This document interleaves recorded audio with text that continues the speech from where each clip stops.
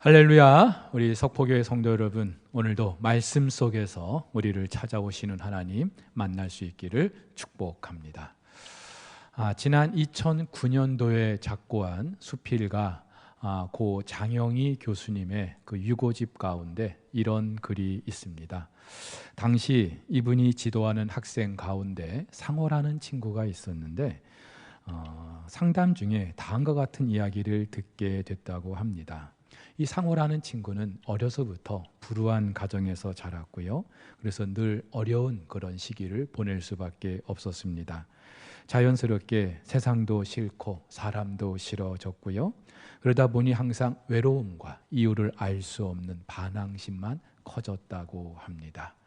그러던 중학교 3학년 때 일입니다. 하루는 패싸움을 하다가 머리를 크게 다쳤다고 합니다. 그런데 그때 담임 선생님이 자신의 머리에 붕대를 감아주면서 이렇게 말했다고 해요. 우리 상호 피를 많이 흘리네. 어떡하지? 우리 상호 피를 많이 흘리네. 어떡하지? 그때 이 상호라는 친구는 큰 충격을 받게 됩니다. 그냥 상호라고 부르지 않고 우리 상호라고 불러주었기 때문이죠. 사실 살면서 이전까지 그 누구에게서도 들어보지 못했던 말이었습니다.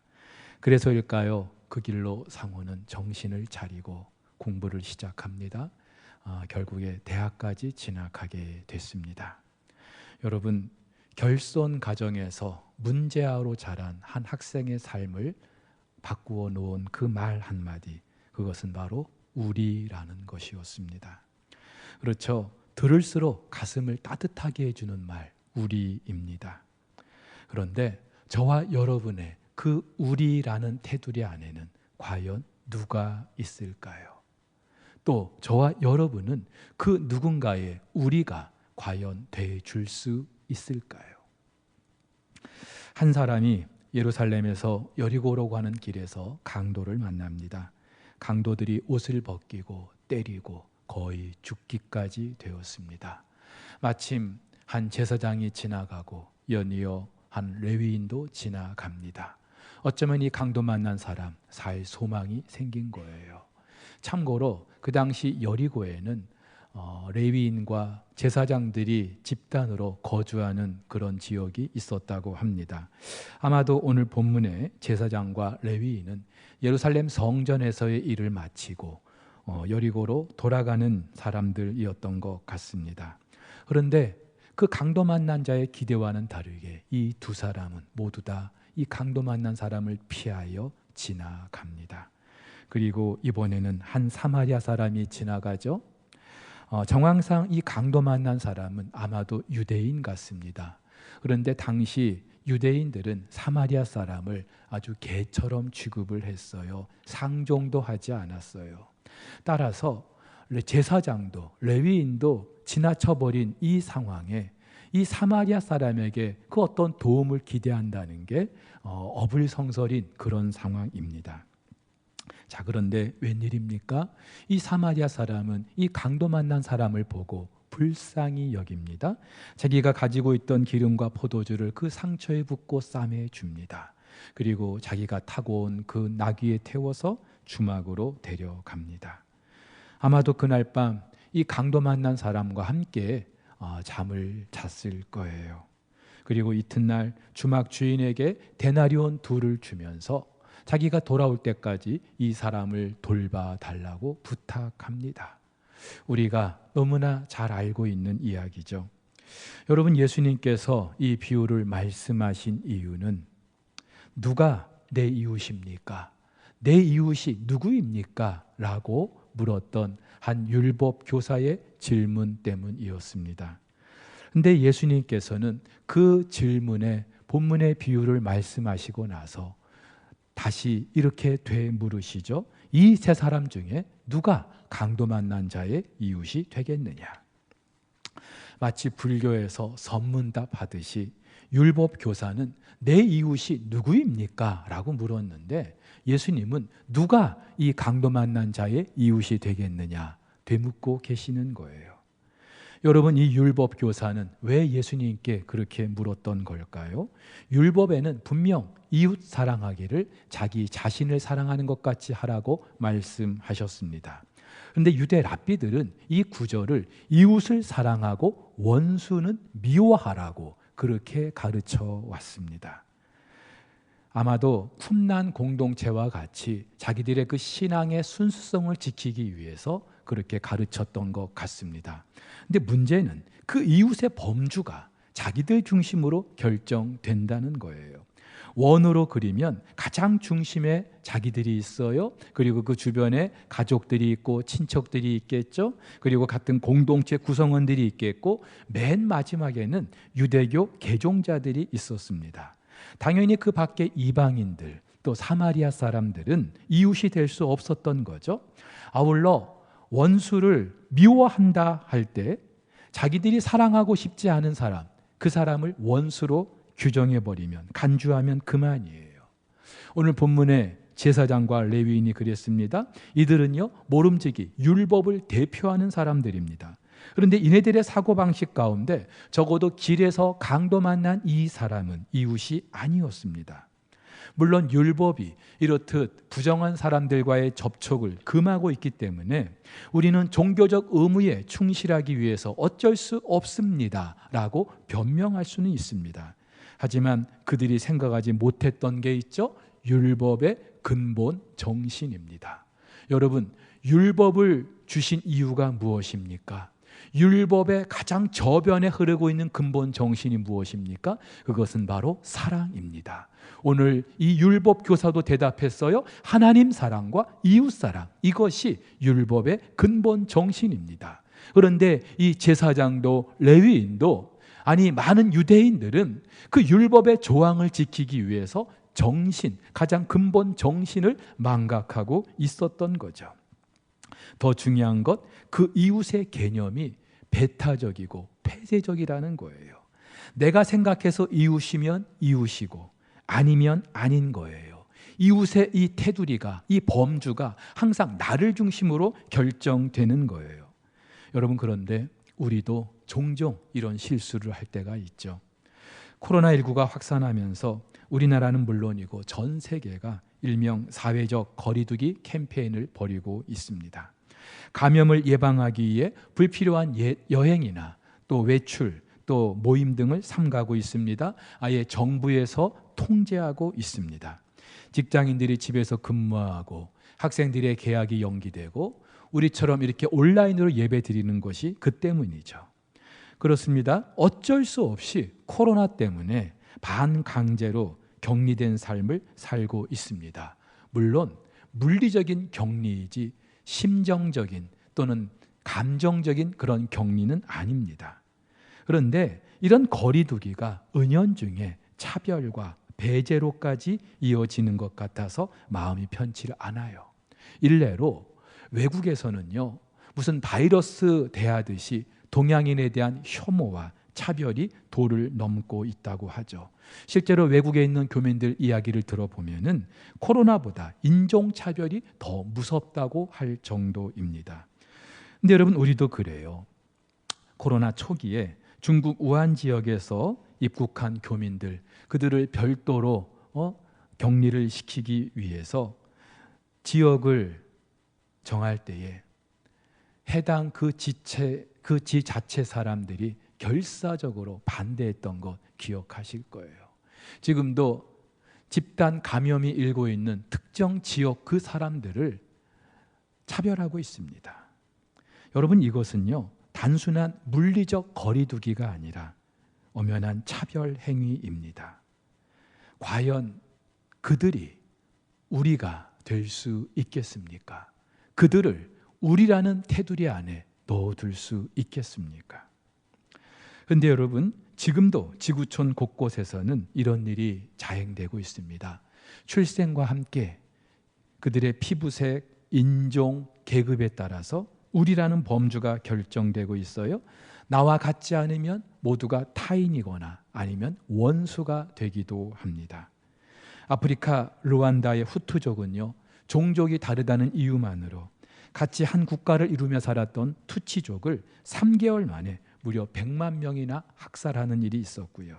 독일의 나치는 단지 유대인이라는 그 이유만으로 600만 명을 학살하기도 했습니다. 종교가 다르다는 이유만으로 아프리카의 수단은 오랜 내전 끝에 남과 북으로 나뉘게 되었고요. 같은 이슬람교 안에서도 종파가 다르다는 이유만으로 시아파와 수니파는 서로를 배제하고 있습니다. 멀리 갈 것도 없어요. 우리도 지금 사상 또는 이념, 지연, 학연에 따라서 서로를 배제하고 있습니다. 근데 여러분, 더 심각한 게 있어요. 바로 율법 교사와 같이 신앙이라는 명목으로 서로를 배제하는 것입니다. 여러분, 레위기 19장에서 말씀하실 때 그 이웃의 범주는요, 이미 이방인들에게까지 확대되었어요. 출애굽할 때 그 공동체는 순수한 히브리 사람만 있었던 게 아니라 섞여 사는 사람들도 있었습니다. 자, 그렇다면 내 이웃을 사랑하라고 할 때 그 이웃은 모든 사람이 이웃인 거예요. 하지만 정작 유대인들의 그 이웃 범주에서 사마리아 사람들, 이방인들, 창기들, 세리들, 이 사람들은 늘 배제돼 왔습니다. 이웃사랑을 말하는데 대상이 완전히 달라진 거예요. 대상만 달라진 게 아니죠. 신앙의 이름으로 누군가를 배제하고 혐오하기도 합니다. 여러분, 어떻게 이런 일이 있을 수 있겠습니까? 크로아티아의 신학자 미로슬라브 볼프라는 사람이 쓴 배제와 포용이라는 책이 있습니다. 크로아티아, 빼어난 휴양지로 인기 있는 곳이죠. 하지만 이 크로아티아는요, 서로 다른 인종과 종교 때문에 유고 연방에서 독립하는 그 과정에서 엄청난 학살이 있었던, 그래서 너무나도 슬프고 아픈 역사를 가지고 있는 나라입니다. 볼프는요, 자신의 나라에서 일어난 그 끔찍한 일을 바탕으로 도대체 왜 인간들에게 이런 일이 일어나는지, 특히 신앙의 이름으로 자행되는 배제와 혐오를 깊이 있게 지적하고 있습니다. 특별히 볼프는 많은 그리스도인들이 신앙의 이름으로 타인을 배제하고 죽이는 걸 당연하게 여기고 죄의식도 느끼지 않는 것을 여러 차례 목격하게 되죠. 원수였던 우리를 십자가에서 품으신 그 하나님의 포용은 온데간데 없이 바로 그 신앙의 이름으로 다른 사람을 배제하고 있는 거예요. 이런 행위에 대해서 그 어떤 반성도 없고 회개도 없고 오히려 그 신앙의 이름으로 정당화하고 있습니다. 그렇죠? 사랑하는 성도 여러분, 예수님이 말씀하신 이 비유는요, 단지 강도 만난 사람, 어려움을 겪고 있는 그런 사람 우리 도와줍시다, 그런 교훈 정도가 아니에요. 다른 종교들처럼 어줍지 않게 자비나 또 그 구제, 선행, 이것을 강조하는 그런 말씀도 아니에요. 이 말씀은요, 한마디로 예수 그리스도의 그 십자가 대속을 경험한 하나님의 백성들이 어떻게 살아야 하는지 바로 그것을 말해주고 있습니다. 우리 역시 신앙이라는 이름으로 누군가를 배제하고 있지는 않은지, 우리의 신앙이 누군가를 따돌리게 하고 있지는 않은지 돌아보게 해주는 거예요. 무엇보다 이웃은요, 내 임의로 결정하는 게 아니라 고통당하는 그가 누구든지 그들의 이웃이 되어주는 것, 이것이 바로 하나님 나라의 백성이라는 사실을 오늘 본문의 말씀이 저와 여러분들에게 도전하고 있습니다. 여러분, 그렇다면 저와 여러분들은 왜 강도 만난 자의 이웃이 되어줘야 할까요? 왜 우리는 지금 이웃의 개념, 그리고 우리라는 이 범주를 다시 생각해야만 할까요? 먼저는요, 그리스도께서 강도 만난 우리의 이웃이 돼 주셨기 때문입니다. 오늘 본문의 율법 교사는요, 영생의 문제, 구원의 문제를 가지고 예수님을 찾아왔습니다. 실제로 그런 구도자적인 관심이 있었던 게 아니라 예수님을 시험하기 위해, 그리고 자기의 의로움을 과시하기 위해 찾아왔던 거예요. 그만큼 율법의 정통에 있었어요. 율법을 잘 지킨다고 생각했겠죠. 그래서 자기야말로 영생을 누리기에 충분하다고 생각했을 것입니다. 하지만 여러분, 영생과 구원이 과연 무엇을 행함으로 우리가 누릴 수 있는 것입니까?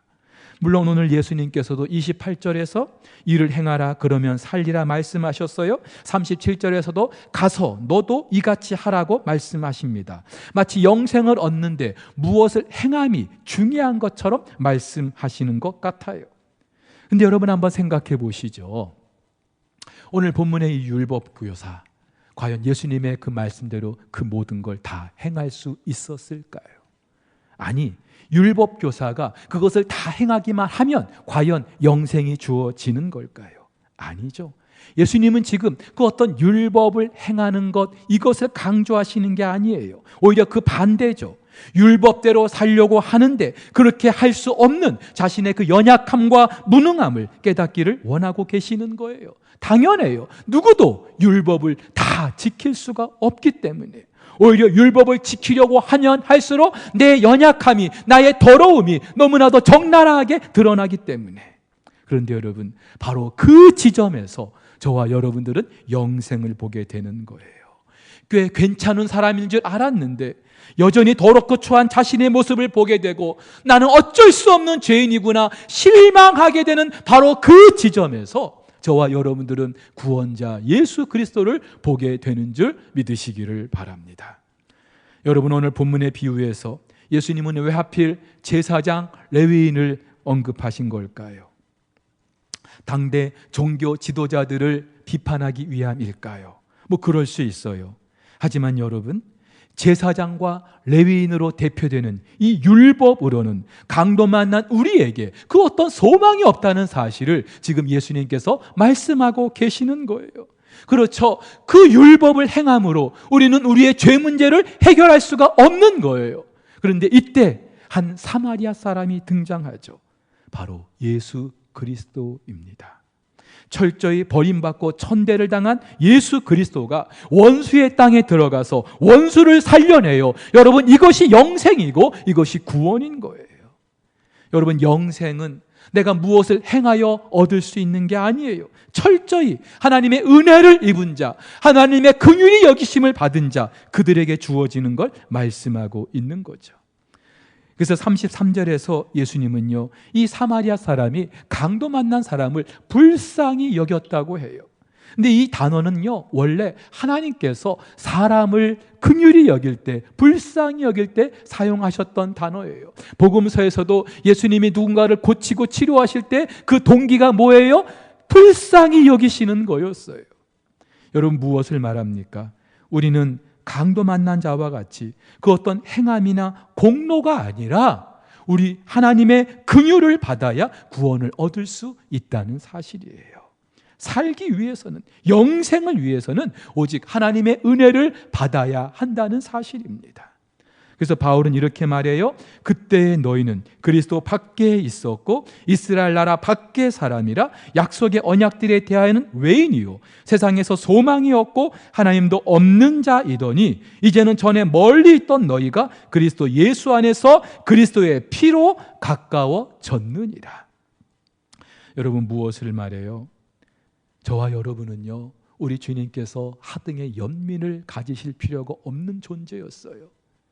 하등의 관심조차 가지실 필요가 없는 그런 죄인들이었어요. 원수였어요.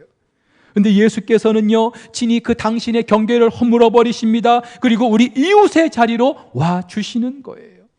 강도 만나 죽게 된 우리를 피하지 않으시고 너는 내 이웃이 아니야 외면하지 않으시고 우리를 찾아와 기꺼이 우리의 이웃이 돼 주셨습니다. 그렇다면 이 비유를 통해서 오늘 저와 여러분들이 깨달아야 될 사실이 뭘까요?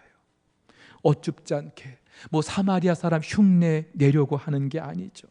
주변에 제사장, 레위인 같은 사람 비판하는 것도 아니에요. 강도 맞는 자 같지만 내가 바로 강도 만난 자이다. 오직 은혜 아니면 살 수 없다는 사실, 나의 실체를 바로 아는 거예요. 내 신앙의 연륜이 어떠하든지 하나님 앞에서 아무것도 자랑할 것이 없는 내 자신의 더러움과 추함과 그 연약함을 보는 거예요. 그리고 더 철저히 십자가 앞으로 나아가는 거예요. 예수 그리스도를 붙드는 거예요. 여러분, 이것이 살 길이기 때문인 줄로 믿습니다. 그래야 우리는 누군가의 이웃이 돼 줄 수 있는 거예요. 한편 저와 여러분들이 왜 강도 만난 자의 이웃이 돼줘야 할까요? 다른 사람의 이웃이 돼주는 것, 그것은 결국 나를 위한 것이기 때문이죠. 깊은 숲속 작은 연못에 붕어 2마리가 살고 있었습니다.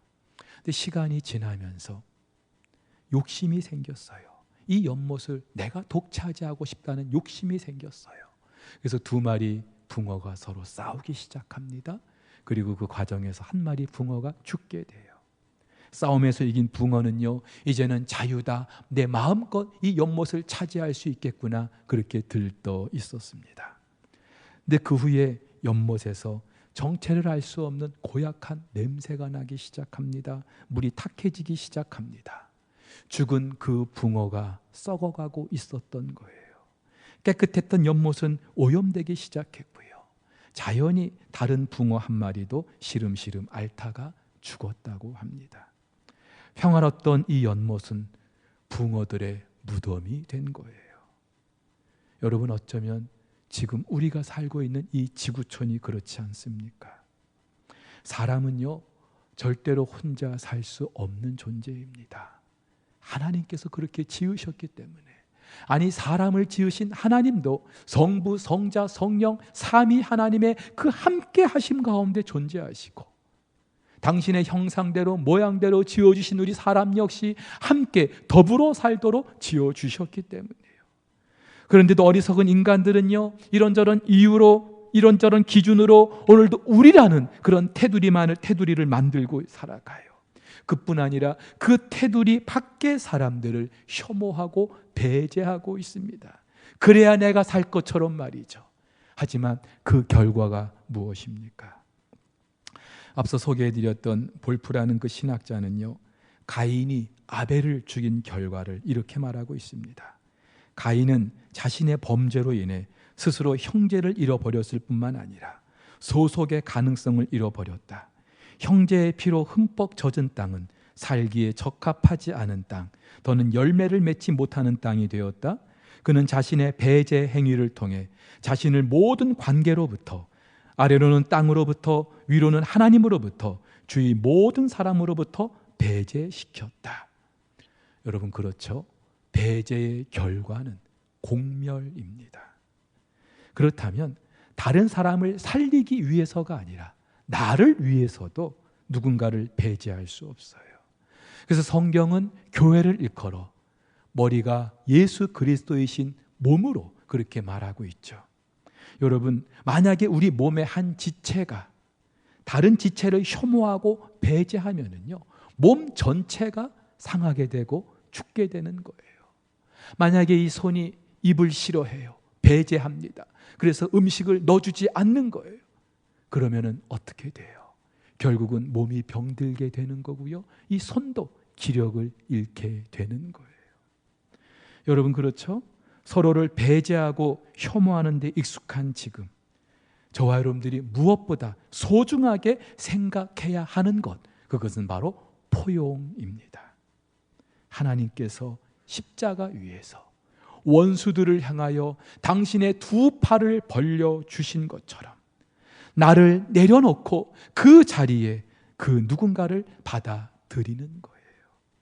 그래야 나도 살고 함께 살기 때문이죠.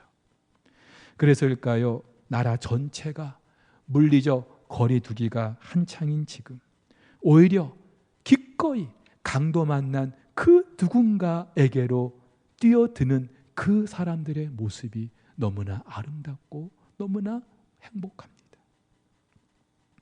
특별히 코로나 초기에 중국 우한 교민들을 반대하던 때 다른 지역에서는 반대했지만 오히려 그 아산의 주민들, 너도 나도 We are 아산이라는 그 편말을 들면서 그들을 환영했어요. 우리는 아산입니다. 근데 저는 이 편말이요, 우리는 당신의 이웃입니다 라는 말로 보여졌어요. 그렇죠? 때 아닌 바이러스로 너도 나도 격리된 삶을 살고 있습니다. 하지만 역설적으로 바로 지금 저와 여러분은 그 누군가의 이웃이 돼 줄 수 있는 거예요. 그리고 진정 하나님 나라의 백성들이 어떻게 살아야 하는지, 어떻게 살고 있는지 이 세상에 보여줄 수 있는 줄 믿으시기를 바랍니다. 한 주간도 그 누구의 이웃, 그 누구의 우리가 돼 줄 수 있기를 주의 이름으로 축원합니다.